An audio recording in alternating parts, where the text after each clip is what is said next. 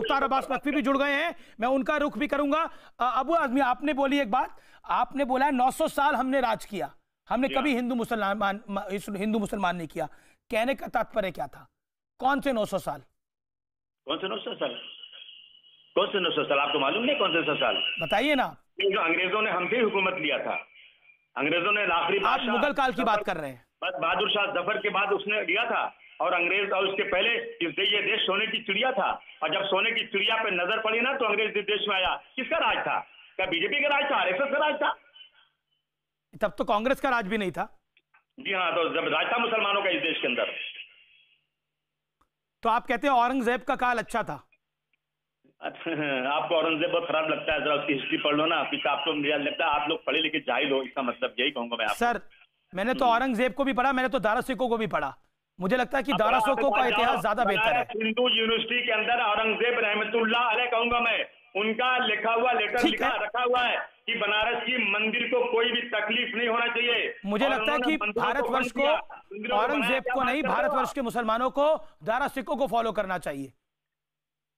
आपको समझाने की जरूरत नहीं। मेरे को समझाने की जरूरत नहीं, मैं अपने विचार रख रहा हूँ, मैं अपनी बात रख रहा हूँ। जैसे आपको आजादी वैसे मुझे आजादी अपनी बात रखने के लिए। आप बार बार ले जमात पीछे लगे हो जनाब। जमात के लोग कभी भी गलत काम क्या कनिका कपूर की बात नहीं हुई? क्या कर्नाटक में अगर फॉर्मर सीएम की शादी में लोग पहुंचे उसकी बात नहीं हुई? सबकी बात हुई, इसी चैनल पर डिबेट हुई, लेकिन आपको जमात दिखती है। मेरे साथ कह दो ना नरेंद्र मोदी जी 25 करोड़ मुसलमानों को मार दो ना, खत्म करो, बात ही खत्म करो ना। नरेंद्र मोदी ने बोला 20 करोड़ मुसलमानों को मार देना चाहिए, ना यहाँ पर किसी ने बोला।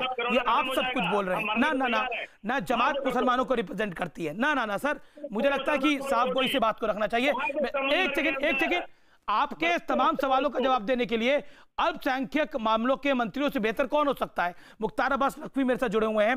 नकवी साहब, आपका अभिनंदन है। जो भी आदमी बीजेपी में रहेगा और अल्पसंख्यक का मंत्री रहेगा, वो क्या बात कर सकता है? ठीक है, आप कुछ भी कह सकते हैं, लेकिन मैं नकवी साहब का रुख करता हूं। मुझे लगता है शालीनता के साथ बात को रखना चाहिए। आप भी अगर रखना चाहे तो रखें, लेकिन इस समय मैं नकवी साहब का रुख करता हूं। मुख्तार अब्बास नकवी, अबू आजमी को आप थोड़ी देर पहले सुन रहे थे, वो क्या कुछ कह रहे थे। मैं ये जानना चाहता हूं, जमात जो कुछ कर रही है क्या वाकई वो देश हित में है क्या? क्योंकि रायबरेली में 30 केस, बनारस में एक अस्पताल, एक प्रोफेसर सामने आता है। अस्पतालों में क्या हो रहा है वो हमें पता है। नकवी साहब देखिए, जिस तरह से जो गुनाहगार है उसके गुनाहों का महिमा मंडप हो रहा था अभी, जिस तरह से औरंगजेब के जुल्म का जो है वो महिमा मंडप हो रहा था, उससे कहा जाता है कि हम बहुत प्रताड़ित हैं, पीड़ित हैं। जिस तरह से अभी तलवे चाटने की बात, प्रधानमंत्री नरेंद्र मोदी जी को गाली देने की बात, जिस तरह की भाषा का इस्तेमाल हो रहा था, निश्चित तौर से ये इस देश में ही संभव है, इस भारत में ही संभव है।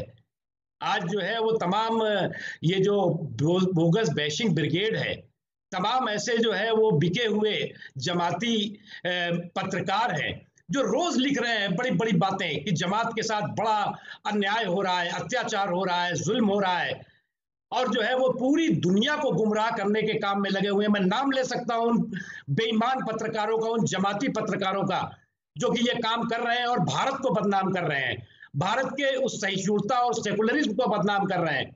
भारत के लोगों का सेकुलरिज्म या सहिष्णुता हमारा फैशन नहीं है, हमारा ये पैशन है, हमारा जुनून है, जज्बा है। और इस जुनून और जज्बे ने इस देश को अनेकता में एकता के सूत्र में पिरो रखा है।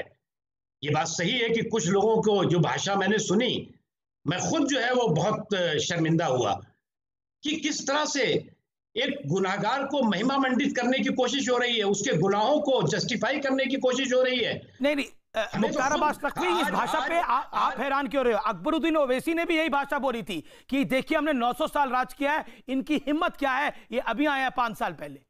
यही भाषा थी अकबरुद्दीन ओवैसी की। अगर ये लोग अगर मुगलों की पैदाइश है और मुगल उनके वंशज है और मुगल उनके आदर्श है, तो वो उनके साथ रहे। ये हिंदुस्तान जो है वो मुगलों का हिंदुस्तान नहीं है। अबू आजमी, मैं आपको मौका दूंगा, मैं ऐसा नहीं हूं कि आपका राइट काटूंगा, लेकिन अभी नकवी साहब को मौका मिलना चाहिए। आपने 9 मिनट अपनी बात को रखा है, 9 मिनट, याद रखिए। ये हिंदुस्तान ये तालिबानों का हिंदुस्तान नहीं है, ये हिंदुस्तान हिंदुस्तानियों का हिंदुस्तान है। हिंदुस्तानी मुसलमान भी है, हिंदू भी है, सिख भी है, ईसाई भी है, हम मिलजुल करके रहते हैं। अगर कुछ इस तरह के लोग जो लोग कि इस देश की एकता, इस देश के सम्मान, इस देश के स्वाभिमान और देश के सौहार्द को बिगाड़ने के षड्यंत्र और साजिश कर रहे हैं, तो ऐसे लोगों की इस देश में कोई जगह नहीं होनी चाहिए जी। और हम एक चीज हम बताना चाहते हैं आपको कि इस देश का 99% मुसलमान ऐसे गुनहगारों के खिलाफ है। ऐसे अरे भाई इसको रोको यार, अबू आजमी इसको इस जमाती को रोको, पहले इस जमाती को रोको, बाद में इसने गाली बहुत दे दी है और मैं गाली देना शुरू करूंगा तो ये भाग जाएगा, बंबई में भी नहीं रहेगा और कहीं नहीं रहेगा। इसके इतिहास और भूगोल हम सब जानते हैं कि कहां से क्या है ये, इसलिए इसको कौन रोको, अभी चुपचाप रहे। दूसरी चीज मैं बताऊं कि आज हिंदुस्तान का मुसलमान बहुत दुखी भी है, बहुत गुस्से में भी है।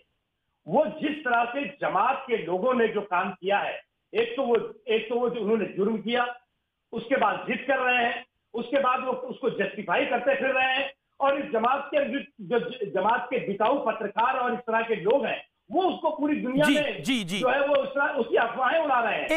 नकवी साहब, 99% मुसलमान आज जमात की इन हरकतों से नाराज है और मैं आपके चैनल के माध्यम से कहना चाहता हूं कि इन थोड़े से लोगों की, आधे % भी नहीं होंगे, इनके गुनाह को हिंदुस्तान के मुसलमानों के 30% नहीं जोड़ना चाहिए। ये गुनाहगार राजीव प्रताप रूडी ने एक आंकड़ा कोट किया 23% का। मिलेगी, आप फिक्र मत करिए। जी। अब मैं अबू आजमी आपका रुख करता हूं। सूद ब्याज के साथ मिलेगी। जी 23%